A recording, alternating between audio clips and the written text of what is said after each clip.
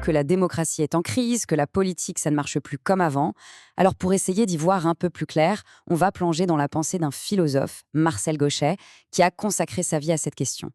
Allez, c'est parti, on décortique ça ensemble.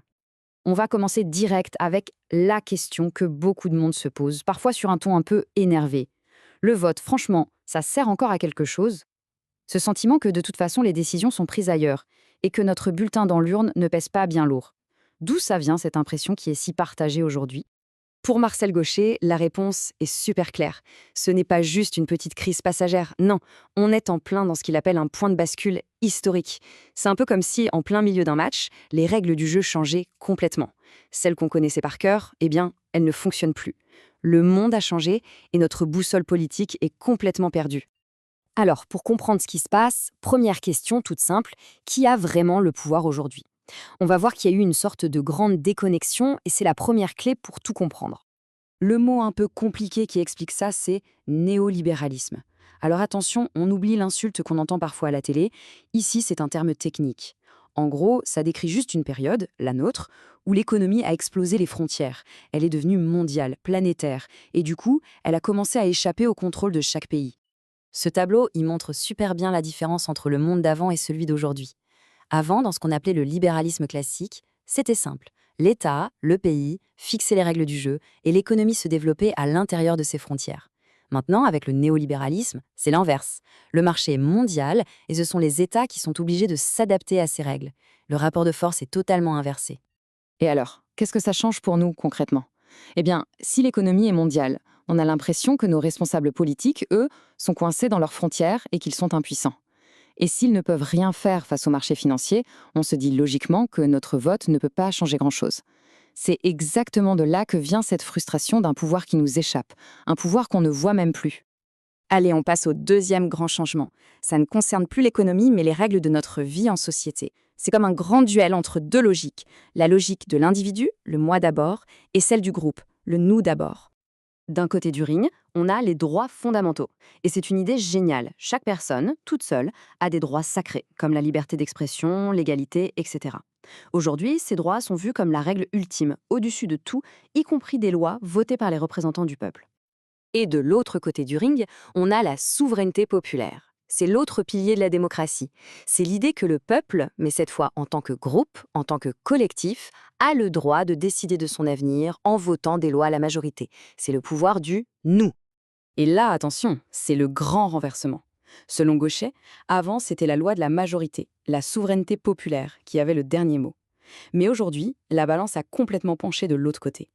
Les droits d'une seule personne peuvent suffire à contester et même parfois à faire annuler une loi qui a été votée par les représentants de tout le monde.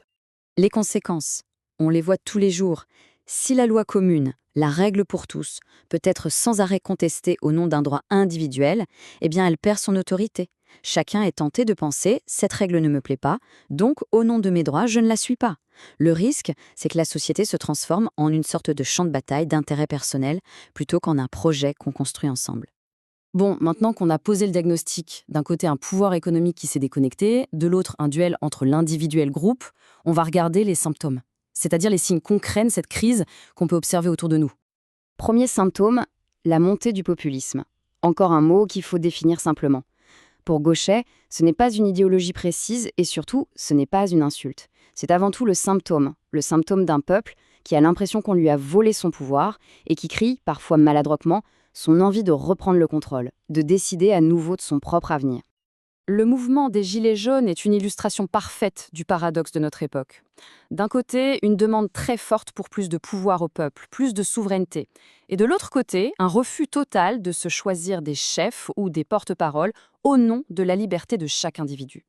C'est vouloir que le collectif décide, mais en refusant les outils qui permettent au collectif de s'organiser et de parler d'une seule voix. Un autre symptôme, c'est ce qu'on appelle la dépolitisation. Alors ça ne veut pas dire que les gens s'en fichent, pas du tout.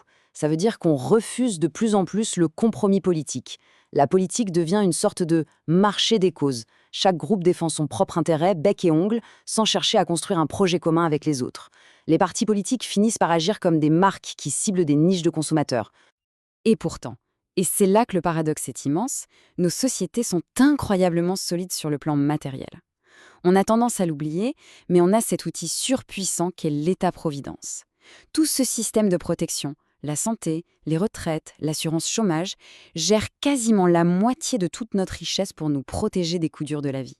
C'est énorme. Et voilà le cœur du diagnostic de Gauchet. On est super solide matériellement, mais on est un peu perdu spirituellement. Les grandes histoires qui donnaient un sens à la vie collective, comme les religions ou les grandes idéologies politiques, ont beaucoup reculé. Et ce vide, qu'est-ce qu'il remplit aujourd'hui? Eh bien pour Gauchet, la réponse est symbolisée par une chose: les fictions, les séries, bref, Netflix.